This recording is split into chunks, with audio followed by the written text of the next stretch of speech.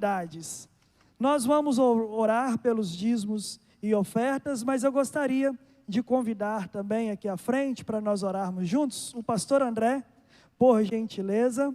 Pastor André é um bom amigo, nós fizemos seminários juntos no Rio de Janeiro, lá no Seminário do Sul, e nesta noite a gente está tendo a alegria de receber o pastor André Abreu, pastor junto com o pastor Silvio, na igreja Capelinha em Itaperuna, uma igreja muito abençoada, uma igreja que tem feito um trabalho relevante, Deus tem abençoado muito lá os nossos irmãos, e agora nesse momento nós vamos orar, pedindo ao Senhor, agradecendo pelos dízimos e ofertas e pedindo ao Senhor, que nos dê um coração sensível, os ouvidos atentos para aquilo que Ele deseja nos falar nesta noite, amém?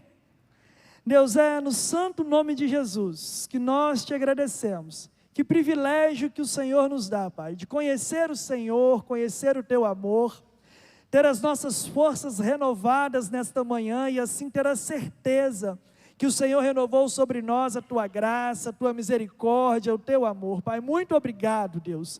Obrigado, Senhor Jesus, pela alegria de louvarmos juntos o Senhor nesta noite, Pai. Pelo privilégio que nós temos também de devolver ao Senhor aquilo que o Senhor tem nos dado, Pai querido. A Tua provisão, o Teu sustento é sobre as nossas vidas, Pai. E por isso nós agradecemos ao Senhor. E agora neste momento pedimos ao Senhor, ao Teu Espírito que é santo, que fale aos nossos corações. Que use a vida do Teu filho, do pastor André, Pai, como instrumento em Tuas mãos, Pai, para nos mostrar aquilo que o Senhor deseja nos falar, para nos ensinar nesta noite, Pai. Falamos com o Senhor porque temos a certeza da Tua presença aqui nesta noite. Temos a certeza da presença do Teu doce Espírito também sobre nós, Pai. Então, por isso, pedimos estas coisas e também Te agradecemos. No santo e poderoso nome de Jesus. Amém e amém.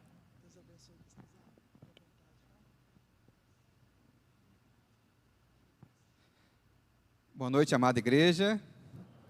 A graça e a paz do Senhor Jesus esteja com todos vocês, amém?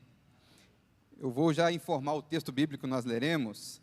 Se encontra em Lucas, no capítulo 19, do verso 1 ao verso número 10. Evangelho segundo Lucas, do capítulo 19, do verso 1 ao verso de número 10. Enquanto você abre a sua Bíblia, a Palavra de Deus, eu gostaria de agradecer ao pastor Rafael Abdala, amigo, pelo privilégio de poder pregar nesta tão amada igreja que eu sigo, igreja que eu amo. Também agradecer ao pastor Wilson, como ele falou, amigo, colega de seminário, e pelas bênçãos que tem proporcionado na vida dele e na vida da Andressa, que também é bênção nas nossas vidas. Trago também um abraço da Igreja Batista da Capelinha, pastor presidente, pastor Silvio Messias, homem de Deus, homem na qual eu tenho aprendido muito da palavra de Deus e também sobre ministério. Que Deus abençoe a vida dele também. E neste momento, então, nós faremos a leitura bíblica no Evangelho de Lucas, no capítulo 19. Eu lerei na versão Nova Almeida atualizada, e você pode acompanhar comigo, por favor. Peço também que você mantenha a sua Bíblia aberta, para que nós sigamos neste texto após a leitura. Entrando em Jericó, Jesus atravessava a cidade. Eis que um homem rico, chamado Zaqueu, chefe dos publicanos, procurava ver quem era Jesus, mas não podia, por causa da multidão, por ser ele de pequena estatura. Então, correndo adiante, subiu num sicômoro, a fim de ver Jesus, porque ele havia de passar por ali. Quando Jesus chegou àquele lugar, olhando para cima, disse: Zaqueu, desça depressa, porque hoje preciso ficar na sua casa. Zaqueu desceu depressa e o recebeu com alegria. Todos os que viram isto murmuravam, dizendo que Jesus tinha se hospedado com um homem pecador. Zaqueu, por sua vez, se levantou e disse ao Senhor: Senhor, vou dar metade dos meus bens aos pobres. E, se roubei coisa alguma de alguém, vou restituir 4 vezes mais. Então Jesus lhe disse: hoje houve salvação nesta casa, pois também este é filho de Abraão, porque o Filho do Homem veio salvar e buscar o perdido. Amém? Meus amados e queridos irmãos, eu gostaria de iniciar esta mensagem com a seguinte ilustração. Imaginem vocês, e a ilustração, tá, meus irmãos? Pelo amor de Deus, não tragam nenhuma teoria da conspiração. Mas imaginem vocês que o Brasil é atacado por um país inimigo, não vou nem falar nome de país, nem supor para não ter problema. E esse país, então, invade o Brasil, conquista o Brasil, toma o governo do Brasil. Então, dessa forma, ele se torna o governo dominante, o governo que está ali, né, um império que está dominando a nossa nação. E a partir desse momento, nós estamos, então, subjugados a esta nova nação. Mas esse novo império, esse grupo, essa nação, não está preocupado com questões morais, com questões sociais, de impor um pouco das suas leis, nem um pouco preocupado com isso, muito pouco talvez. Este grupo está preocupado em manter o seu império grande, manter o seu status e retirar de nós impostos altos. Não que seja diferente dos dias atuais, mas impostos altos.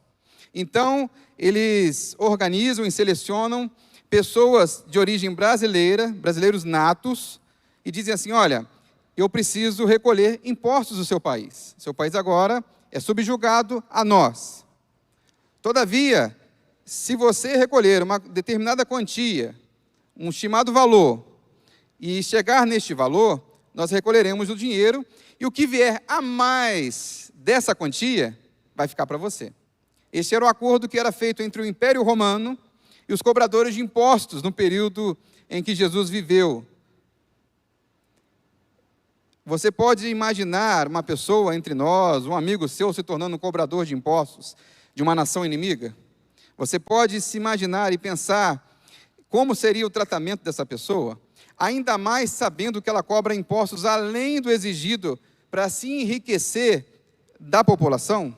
E aqui o imposto não está ligado à classe social. Todos pagavam impostos, independente da sua classe social. Todos eram subjugados, todos pagavam impostos altíssimos àquele império, como no período de Jesus. Então, eu quero que você imagine esta pessoa, e esta pessoa é o cobrador de impostos, ou publicano, chamado aí no texto bíblico pelo nome de Zaqueu. Zaqueu não era simplesmente cobrador de impostos. Zaqueu era um homem que tinha a chefia, o comando de uma grande instituição de cobradores de impostos. Ele era o patrão, ele era o gerente, ele era o chefe. Então, ele sabia a quantidade que precisava de recolher de impostos, daí então ele recolhia e se enriquecia daquilo. Umas das literaturas hebraicas, judaicas do período, a Midrash fala que os cobradores de impostos eram mais mal vistos pela sociedade do que as prostitutas, por exemplo. Perceba o nível de raiva, de ódio que aquele povo tem daquele homem chamado Zaqueu. Eu sei que você tem um coração cristão e você tem um coração perdoador, mas vamos ser honestos. Se você passasse por essa situação, com certeza você teria, pelo menos por um minuto sequer, raiva deste homem. Este homem, então, ele era odiado pela sociedade em que vivia. Este homem era considerado um traidor da sociedade, um traidor da pátria, da nação, do povo judeu naquele período. Então, eu quero que você entenda este contexto, e eu gostaria de falar alguns minutos sobre o tema Encontrando-se com Jesus. Encontrando-se com Jesus. E eu quero que você continue na Bíblia comigo, lendo este texto bíblico maravilhoso no verso 3. No verso 3. E aí nós temos alguns detalhes deste homem, falando mais sobre Zaqueu. Ele era um homem de pequena estatura e também de autoestima baixa. Verso 3 diz assim: procurava ver quem era Jesus, mas não podia por causa da multidão e por ser ele de pequena estatura. E aí nós vemos alguns impedimentos para chegar até Jesus. Zaqueu era um homem de finanças. Zaqueu era um homem com dinheiro, rico para aquela época. Mas naquele momento, quando ele ouve falar de Jesus passando por Jericó, ele corre, mas Jesus atrai multidões atrás dele e andam com ele. As multidões não deixavam chegar a Jesus, e este era o impedimento que Zaqueu tinha para chegar até Jesus. Eu creio que naquela época Jesus não se organizava num lugar específico, não havia seguranças ou havia entrada VIP para conhecer Jesus. Todos tinham que passar por aquela multidão para se encontrar com Jesus. Mas havia um outro problema. Zaqueu não era bem quisto naquela sociedade, e ao passar por aquela multidão, ele poderia sofrer algum dano, seja físico, ouvir alguma palavra ruim, não deixarem ele chegar até Jesus pelo fato dele ser publicano, porque a sociedade por si só já isolava Jesus de algumas pessoas, e Jesus, pelo contrário, procurava estar com essas pessoas para trazer transformação de vida. Mas aqui me vem uma pergunta, a mim e a você nesta noite. Quais seriam então os impedimentos para chegar até Jesus que nós temos nesta noite? O que seria impeditivo para você ter uma comunhão plena com Jesus nesta noite? Eu poderia elencar diversas questões, como por exemplo, uma questão dos nossos dias, e que eu tenho lutado muito contra ela, o telefone celular, o aparelho celular. Talvez este aparelho celular, que é uma inovação tecnológica, que aproxima pessoas distantes, mas infelizmente afasta pessoas próximas. O aparelho celular pode ser um impedimento para chegar até Jesus. Impedimento na qual o homem troca o aparelho celular pela leitura bíblica, pelo devocional, pelo tempo de oração, pelo tempo de comunhão, ou até o próprio celular é agente, é causador do pecado, nos faz pecar e nos faz afastar de Deus. Então o celular pode ser um impeditivo para chegar até Jesus. Outro impeditivo é o trabalho que é bênção, o trabalho que traz dinheiro para a sua casa, que traz prosperidade para a sua família. O trabalho pode ser um impedimento para se aproximar de Jesus. Você trabalha, e existe um termo hoje chamado workaholic, perdoem meu inglês, bem ruim, mas são pessoas viciadas em trabalho, que entre algumas dessas questões, o próprio trabalho atrapalharia elas de terem comunhão com o próprio Jesus. Já falei do celular, já falei do trabalho. Você mesmo, por si só, pode ter um impedimento de chegar a Jesus no fato de sempre arrumar uma desculpa para chegar até Jesus.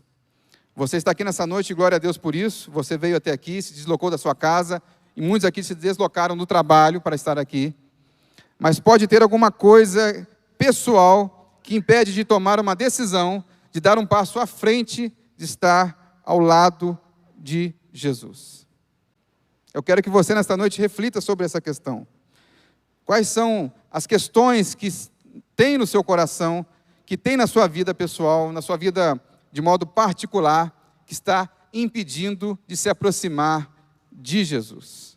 Reflita nesta noite, pense nesta noite, e ore no seu coração, e reveja essa questão, esteja olhando para Jesus e tirando todos os impedimentos que haviam, ou que há, ou que hão na sua vida. Mas então, este homem, Zaqueu, que tinha todos os motivos para não se aproximar de Jesus, era um homem considerado traidor da sua pátria, era um homem considerado ruim para a sua nação, era um homem que fazia mal, mesmo que legalmente, mesmo que autorizado pelo Império Romano, mesmo de forma correta, não era de forma ética que ele fazia aquilo, não era de forma correta, ele sacrificava o seu povo, era uma atitude considerada de traição, mas mesmo assim aquele homem, com todos os motivos, com todos os impedimentos para não chegar até Jesus, você acompanha comigo no verso 4, ele toma uma atitude vergonhosa. Verso 4 diz assim: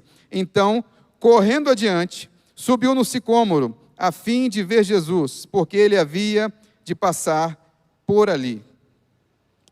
Meus irmãos, vejo que muitos adultos, alguém aqui até os dias de hoje sobe numa árvore? Pode levantar sua mão só para ter uma estatística. Alguém ainda sobe em árvore? Lá, já vi alguns aqui, alguns corajosos. Cá para nós. Você passa numa rua, você vê um homem de pelo menos 30 anos de idade em cima de um pé de árvore, o que você pensaria dele? O que você pensaria dele? Vamos ser honestos neste momento. Falaria no mínimo, em seu coração, em pensamento, gente, aquele homem velho subindo de árvore, não tem vergonha não, já passou daquela fase, se cai daquela árvore machuca, traz problema. Inclusive tem um pastor da nossa associação lá em Itaperuna que caiu de uma árvore, final do ano passado está internado, infelizmente, coluna quebrada, está se recuperando, graças a Deus, mas caiu de uma árvore. Você pensaria dessa forma. Agora você imagine, por exemplo, o pastor Wilson aqui, um homem elegante, em cima de uma árvore. Vocês pensariam, não, pastor Wilson, pastor, um pastor em cima de uma árvore. Ah, não, isso aí não está errado, tem uma coisa errada aí. Ou você visse uma pessoa, né, outra pessoa, uma pessoa de influência, conhecida, e ficaria, no mínimo, assustado. Todos naquela região, todos naquele lugar, conheciam Zaqueu. Zaqueu era um homem popular, mesmo que negativamente, mesmo que de forma ruim, mas ele é popular. Né? Você pode conhecer gente que é conhecida nacionalmente e mundialmente, mas conhecida de forma ruim. Mas ele, então, toma uma atitude vergonhosa. Este homem, então, sobe numa árvore, numa figueira ou sicômoro para encontrar-se com Jesus.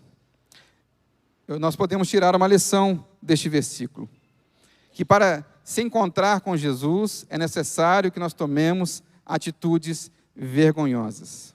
Vergonhosas do ponto de vista do mundo, vergonhosas do ponto de vista da sociedade dos dias de hoje, que diz que é careta ser cristão, que é errado ser cristão, que é antiquado ser cristão, que é atrasado ser cristão. Mas para seguir Jesus ainda, meus irmãos, mesmo que hajam outras igrejas que preguem talvez um outro evangelho ou uma outra forma de viver, é necessário que haja uma certa vergonha. Antigamente, na minha infância, quando a gente falava que era cristão, muitas das vezes a gente sofria o tal do bullying que nós falamos hoje. O Brasil, graças a Deus, ainda é um país de liberdade, um país que nós podemos proclamar. Eu creio que a situação virou um pouco de lado. Hoje nós não precisamos ter vergonha de ser cristãos, ou ser envergonhados em público, ou ouvir de pessoas murmurando, falando mal de nós por sermos cristãos. Mas era necessário tomar uma atitude vergonhosa, atitude que constrange. Muitas das vezes os pastores hoje pensam assim, olha, eu não vou fazer apelo em público para a pessoa não ficar constrangida, envergonhada. Realmente, nos dias de hoje, talvez, em alguns momentos, não há necessidade. Mas, para seguir a Jesus, você tem que fazer uma pública confissão de fé. Para seguir a Jesus, você precisa mostrar ao mundo quem você é, ou quem você se tornou ao conhecer, ao se encontrar com Jesus Cristo. Eu sei que há esta vergonha, há esta questão a ser pensada e avaliada, mas é necessário que você professe publicamente que é um servo de Jesus. Então, existe um constrangimento em receber a Jesus, em estar com Jesus. Mas Zaqueu sobe numa árvore, toma uma atitude vergonhosa, muito vergonhosa, tanto naquela época quanto nos dias de hoje. Então, Jesus nota Zaqueu em cima daquela árvore, versos 5 e verso 6. Você pode acompanhar comigo na sua Bíblia, por favor. Quando Jesus chegou àquele lugar, olhando para cima, disse, Zaqueu, desça depressa, porque hoje preciso ficar na sua casa. Zaqueu desceu depressa e o recebeu com alegria. Amém? Jesus foi até a direção de Zaqueu. Zaqueu não subiu numa árvore, meus irmãos, não subiu para ser notado por Jesus. Zaqueu não subiu numa árvore para se mostrar superior às outras pessoas. Zaqueu subiu na árvore para simplesmente ver a Jesus. Simplesmente ver a Jesus. É uma proposta estranha, não é, meus irmãos? Uma pessoa que você mal conhece ou não conhece, diz que vai estar com você na sua casa. Uma pessoa estranha chega para você na rua e diz, olha, eu vou para a sua casa hoje, tá? Você olha para a pessoa, não te conheço, nunca te vi. Né? Não é uma proposta estranha? Mas Lucas, no capítulo 7, verso 35, na versão Nova tradução da linguagem de hoje, diz: o Filho do Homem come e bebe, e vocês dizem: vejam, este homem é comilão e beberrão, é amigo dos cobradores de impostos e de outras pessoas de má fama. Jesus não estava preocupado com sãos, como diz a Sagrada Escritura. Jesus não estava preocupado com pessoas que já seguiam a tradição, a lei. Jesus estava preocupado com os doentes de coração. E você sabe que para nós, cristãos, nós entendemos que a nossa doença que está passando por toda a humanidade é a doença do pecado. É a mancha do pecado. É a corrupção do pecado que nos afasta de Deus.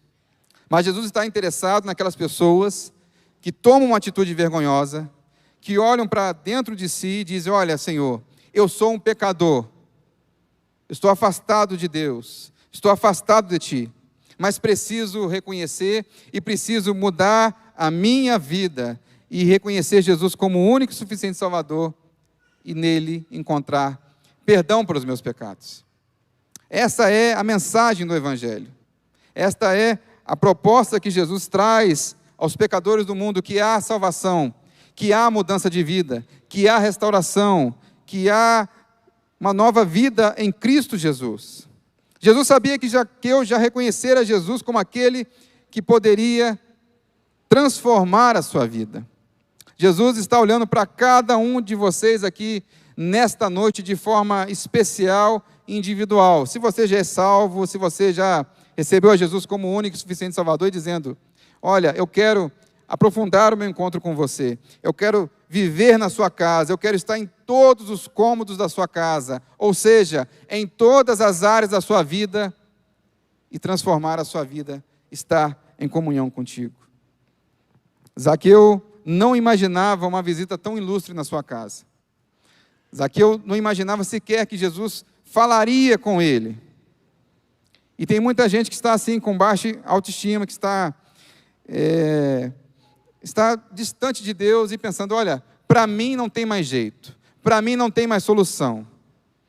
Daqui para frente não tem mais como eu mudar. O que eu fiz de errado para trás não vai ser resolvido daqui para frente, não há solução. Mas há solução sim, meus irmãos. Há solução na pessoa de Jesus, que transforma o pior dos pecadores. Mas, meus irmãos, essa palavra e esse encontro de Jesus com Zaqueu trouxe críticas. Aqui eu falei de vergonha, aqui eu falei de tomar uma atitude vergonhosa e de tomar uma atitude à frente, de estar à frente, procurar a Jesus, mas também as pessoas ao seu redor, quando você faz isso, a criticarão por receber a Jesus. Verso 7 diz assim: todos os que viram isto murmuravam, dizendo: Jesus tinha se hospedado com um homem pecador. Com um homem pecador. Nós temos aqui, e nós ouvimos constantemente, testemunhos de pessoas que eram da pior espécie, da pior qualidade na sociedade. Pessoas que nós olhávamos para elas e diziam: essa pessoa aí merece ser condenada, quiçá ser morta. Hoje nós vivemos isso um pouco no cristianismo e nós temos que ter muito cuidado de achar que as pessoas não têm jeito, achar que as pessoas não têm salvação, não têm solução. É muito ruim quando nós pensamos dessa forma e às vezes somos intimados pela própria sociedade, pelas pessoas ao nosso redor, a achar que nós não temos solução, que não temos salvação. Eu me lembro de um testemunho de um homem chamado Rodolfo Abrantes. O nome talvez não seja conhecido, mas ele era vocalista de uma banda muito conhecida chamada Raimundos, mais na década de 90, nos anos 2000. Este homem, ele no seu testemunho, eu vi parte dele na televisão, ele se dizia como um drogado, um dependente químico, um homem que não respeitava nada, um homem que estava à margem da lei, um homem que não considerava ninguém, não amava a sua família, não estava fazendo nada do que nós gostaríamos, né, que uma pessoa que está com Jesus, né, recebesse. Rodolfo Abrantes, então, ele está passando por um momento difícil, sua esposa está passando por um momento difícil.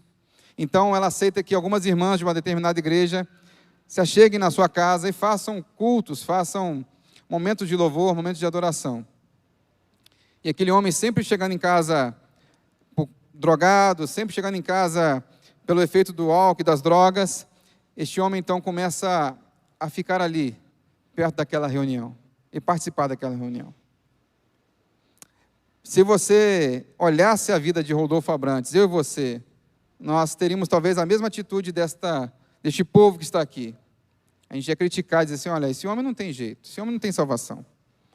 Mas Jesus trabalha das formas mais variadas, com pessoas que a gente menos entende, menos compreende. Jesus trabalha e transforma. A missão de Jesus é transformar vidas. Ele fez isso quando esteve na terra e faz até nos dias de hoje. Ele transformou a minha vida, a sua vida, e nós estamos aqui nessa noite agradecendo a Deus porque temos esse privilégio. Mas então, Rodolfo Abrantes, ele aceita receber uma oração, mesmo ainda sob o efeito do álcool, de uma das irmãs, e uma irmã ora por ele e diz que, olha, você vai ser usado por Deus como mensageiro da palavra de Deus, a sua vida será transformada, você será curado de uma doença, e Deus fará da sua vida um ministério lindo e glorioso. Então, após aquele momento, Rodolfo Abrantes é curado de uma doença que ele nem sabia ainda ao certo que tinha, os exames comprovaram, Deus transformou a vida daquele homem, e então ele começou a seguir a Jesus. Jesus foi até a casa deste homem para transformá-lo. E você pode orar nesta noite também pedindo para que seu ente querido, seu familiar, seu amigo, uma pessoa que você considera muito próxima a você, também receba a visitação do Espírito Santo nesta noite. Que você pode orar e pedir a Deus para que você tenha essa pessoa transformada pelo poder do Evangelho. Mas então Rodolfo Abrantes diz assim, que é difícil, ele tentou até ir contra o Evangelho e contra os princípios. Mas Deus foi tão gracioso com ele teve a transformação no seu coração, e hoje ele é servo de Deus como pregador da palavra de Deus. Eu quero que você saia daqui também com uma questão muito importante, meus irmãos. E aqui, esses julgamentos acontecem quando pessoas às vezes se afastam da igreja, quando as pessoas estão um pouco distantes de Deus. Mas existe uma questão teológica que é conversão e adesão. Ao mesmo tempo recente, nesses tempos de hoje, mais um pouquinho, eu acho que esse efeito está um pouco mais devagar. Era muito comum você ver na televisão artistas se convertendo, dizendo assim, agora eu sou evangélico, agora eu sou de Jesus. Mas você ia ver, na vida daquele artista não havia mudança nenhuma. A pessoa começava a frequentar uma igreja e só ir aos domingos. Aí passava um tempo, essa pessoa não estava mais na igreja. Isso era muito comum de se ver na televisão. Mas a pergunta que fica é, essa pessoa aderiu a um programa chamado cristianismo, aderiu apenas a alguns passos, alguns métodos, ou se converteu de fato? Nós temos que avaliar o nosso coração nesta noite e pensar um pouco se nós somos apenas pessoas que fizeram adesão ao Evangelho ou pessoas que se converteram de fato ao Evangelho do Senhor Jesus. Você pode participar de uma igreja todo domingo. Você pode participar de um grupo pequeno, de uma reunião de casa, de uma sociedade masculina, feminina. Você pode, até em última análise, ter se batizado. Você pode ter uma vida na igreja. Mas talvez você não tenha se encontrado com o Senhor Jesus, de fato, e tenha recebido dele a transformação que o Espírito Santo dá. A conversão nos faz, meus irmãos, manter firmes em meio às lutas, em meio às dificuldades, em meio às doenças que aparecem, porque o cristão não está imune às doenças. É a conversão, é a convicção de que somos salvos em Jesus que faz toda a diferença. Então aquela multidão estava com Zaqueu e com Jesus, dizendo que não era para Jesus ir à casa daquele pecador, porque ele não merecia estar lá. Mas isso é graça. A graça de Jesus faz isso. Transforma um pecador, muda a vida daquele pecador, traz salvação. Então, se você está nessa caminhada, se você iniciou há pouco tempo essa caminhada com Jesus, não dê ouvidos, não desista, esteja com Jesus. Não deixe ser abalado pelas dificuldades deste mundo, esteja ao lado de Jesus, porque Ele ama você, e Ele te comprou com preço, com sangue tão precioso na cruz do Calvário. Então esteja com Ele. Mas também nós vemos no verso de número 8, um sinal de um pecador arrependido. E diz assim a palavra de Deus, acompanhe comigo, por favor. Zaqueu, por sua vez, se levantou e disse ao Senhor: Senhor, vou dar metade dos meus bens aos pobres. E, se roubei alguma coisa de alguém, vou restituir 4 vezes mais. Aqui, para mim, é um sinal, é um teste, é uma afirmação, uma comprovação de que Zaqueu estava sendo transformado pelo poder do Evangelho. Esse era um atestado. E nós, às vezes, como igreja do Senhor Jesus, precisamos e vemos atestados de pessoas sendo transformadas pelo poder do Evangelho. Eu me lembro de um testemunho de um pastor muito relevante na nação brasileira, chamado Augusto Nicodemos Lopes. Você já deve ter ouvido falar desse nome, provavelmente. Ele é da Igreja Presbiteriana do Brasil. E ele foi criado num lar evangélico, na igreja.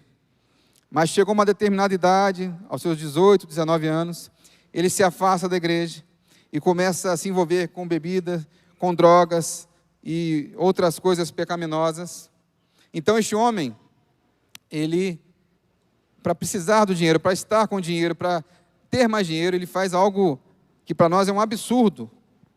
Eticamente, na sociedade, é um absurdo. Qualquer sociedade, não apenas a sociedade cristã. Ele resolve assaltar um posto de gasolina. Olha que loucura, meus irmãos. Um posto de gasolina. Ele vai mascarado numa moto, rende os frentistas, pega todo o dinheiro que ele podia pegar e vai embora. Mas ele, numa noite de angústia no seu quarto, no seu coração, entrando na sua casa para se suicidar, para tirar a sua própria vida, então este homem, ele se rende ao Senhor, converte ao Senhor de fato, segundo ele, é o seu testemunho de conversão. E uma das coisas que ele faz, que para nós também seria outra ocasião absurda, ele vai até o posto de gasolina, falar com o dono do posto, se identificar e dizer: olha, eu sou aquela pessoa que te assaltou algum tempo atrás. Loucura. Absurdo para muitas pessoas. Mas então ele devolve o dinheiro que havia roubado e se entrega ao dono do posto de gasolina. Então esse homem diz: olha, eu estou chateado com você, mas pela sua atitude, eu não vou prestar queixa contra você. É necessário, meus irmãos, nesta noite, que você reflita e pense que mesmo salvo em Jesus, mesmo estando já debaixo da graça de Jesus, algumas atitudes que você precisa fazer, principalmente no campo do perdão a pessoas que você feriu, a pessoas que você fez mal, que você acabou maltratando. E se possível for, e se você ainda tiver contato com essas pessoas, que você se achegue a elas e peça perdão. Que você restitua o que você fez de mal a alguém. Este homem traz um exemplo muito bonito de sinceridade no coração, de autenticidade, de estar ali servindo a Deus. E eu creio que para ele seguir a Jesus, tendo cometido aquele roubo, aquele pecado, o seu coração não estaria com a consciência tão tranquila ao falar de Deus, ao entrar depois no seminário e se tornar pastor com aquela atitude. Mas ele mesmo assim faz e está, então, redimido, com a sua consciência tranquila. É a graça de Jesus que faz isso, meus irmãos. Eu não vejo outra situação a não ser a graça de Jesus, o poder de Deus que traz transformação. Mas também nesse texto, nós temos aqui, no verso 9 e verso 10, que houve salvação na casa de Zaqueu.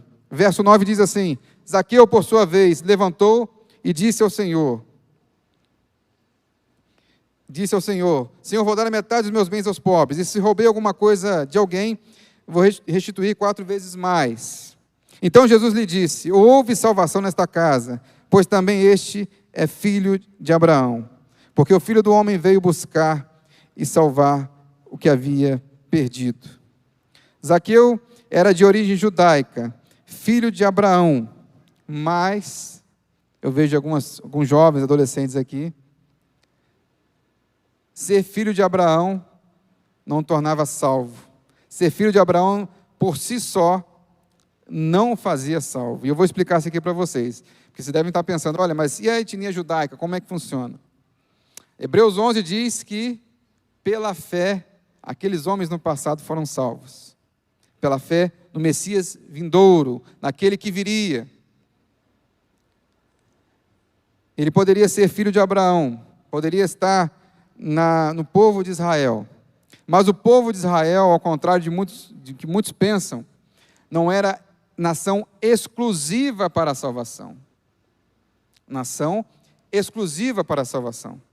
Israel era nação sacerdote e que por ela todas as outras nações seriam abençoadas. Você vê o caso de Raabe.